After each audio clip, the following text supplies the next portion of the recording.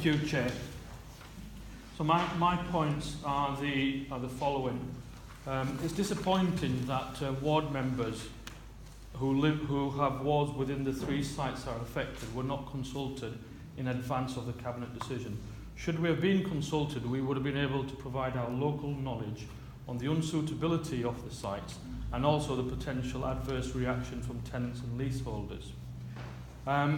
Specifically, there's nothing in the Cabinet report that shows a long list of sites that I hope was made available to the Cabinet prior to the decision made to go ahead with these 3 sites. It's important for ward members and also the public to know which sites had been ruled out for not being delivered and for what reasons. And the assessment of the deliverability of long-listed and these selected sites should be made available. There's no rationale to keep that away from members of the public and elected members. That would help us to understand what the potential issues are, and particularly because it's HRA land. There's no provision specifically within the site that's been allocated in Greenwich West Ward to provide alternative parking.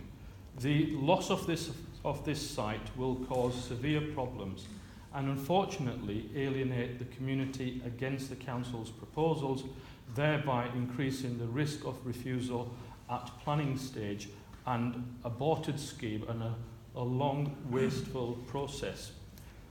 Consultation with tenants has already been mentioned, and because it's HRA land and the asset belongs to tenants, there should be a tenant ballot, and the outcome of that ballot should be binding upon the decision that the Cabinet make on this going forward.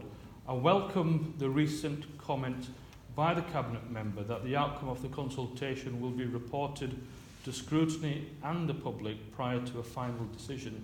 This is very important to confirm with the principles of openness and engagement, and it wasn't clear in the recommendations in the report that was presented to Cabinet.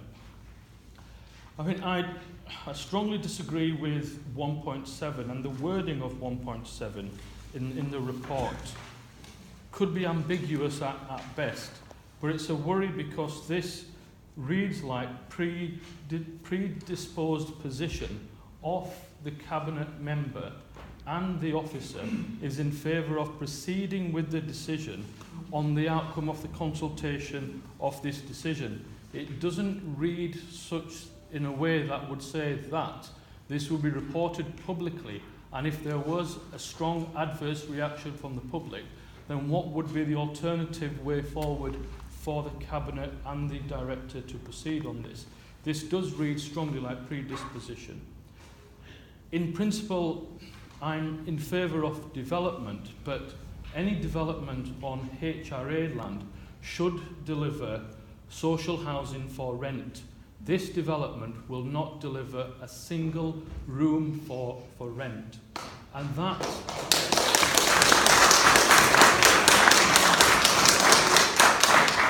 is moving away from the Council's own aspirations for tenants and potentially a wasteful use of a valuable HRA asset, because once it's gone forever. The Cabinet report doesn't indicate the sale value of the units. Councillor Parker referred to a value. I can't find it in the report. If it's in there, it'd be useful to know, because the sale value of the units will help us to determine whether the units will be genuinely affordable. And finally, the very strong point is that other developers should have been permitted to be able to bid as part of an open procurement process. That could have resulted in a better end product, potentially an increased capital receipt, so there'll be no arguments about whether the Council has received best value from this site or not, and especially an opportunity has been missed to involve small-scale local builders. But my main principle as a ward councillor, the reason for objection is that no consultations taken place formally with ward councillors. We represent the residents in this room. Social housing should be provided on HRA land, and the principle of selling HRA land for private profit is something that we should prevent from happening.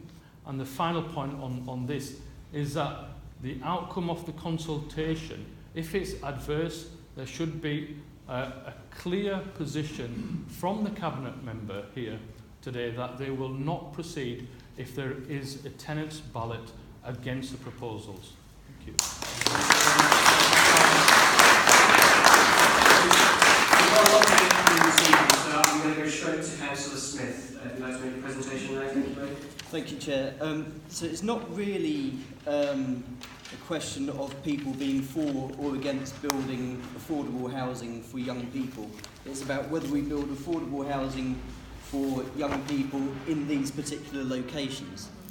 Now, I know the area Quince Road, as does Councillor Khan and my other colleague, Councillor O'Mara, very well, and we know the residents on there. And one of the things that really agitates them is parking. So, you know, I think if we say to them, we're going to turf you out of your parking spaces and we're going to give it to a private developer to build private housing on, it will be about as popular as it is with the residents at Kidbrook Park Road who are here, you know? Kidbrook Park Close, sorry.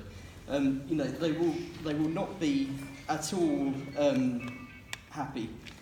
If we were proposing to build council housing on that land, they would not be happy either, but at least we might be able to make an argument with them, you know, that we desperately need council housing land, and it is on council housing site, it's on council land. With the consultation, I'd like to know when the consultation will start, and how long it will run for, and if it's running through August, because it's the school holidays, could it at least be extended till September? Who will be included in the consultation? So is it just the people who have the parking spaces on Quince Road, or will it be the residents who live in blocks near that site, or the entire estates? And again, if there is a majority of residents against the proposals, and preferably with a ballot, will that stop these plans going ahead on one or the other sites? Thank you. Thank you very much, Councillor Smith. If you'd like to make a contribution. Yes, thank you. I should say I wasn't intending to speak. I'm a recently elected councillor. I wasn't over clear on the procedures, but I think I should speak because I am a ward councillor which covers the Heights, which is one of the sites are involved in these proposals. And I have been involved recently with residents on the Heights development because since the housing has been improved there is currently a consultation exercise taking place about the landscaping on the Heights, and there are some contentious issues about where the refuse bins should be placed. So I have had some discussion with residents there recently. I should say when this proposal came out, I was approached by one person having concerns about what was happening regarding the Heights themselves. And I have to say that once I'd explained that there was going to be consultation about the proposals, I haven't had any other representations issuing concerns. But there is there is a concern that obviously there should be consultation. So my particular view on this is that we should definitely go out to consultation on these proposals. In the case of my particular ward, it's important that we have a wide consultation around the Heights site itself and the proposals that were being made by Councillor Kirby about door-to-door consultation at an event on site, I think would be helpful because there are issues about the effectiveness of consultation in that area. I also think that we should be seeking to consult in the wider surrounding residential area because there is evidence of the recent landscaping stuff around refuse bins. There were residents living around the outside of the Heights site that expressed concern. So the comments that have already been, or the suggestions have already been made by Councillor Kirby regarding an extensive and detailed consultation with face-to-face communication, I think, is absolutely essential on this matter if we are going to settle it. My only other comment is that I do see that the council has to look at a range of options for delivering housing, and that initiatives to provide housing for young people are important. And somebody's just muttered behind me about social housing, and that's quite rightly the council policy. But we do now have to recognise that there are times when we might need to look at alternatives, and it is very important that 80% of the income from the sale of this land will go into social housing on other sites. And it might be helpful if the council could give some commitments as to being able to track how that money would be followed, so that we are clearly aware that that is exactly what will happen and has happened in the event. Thank you, that's all I wanted to say.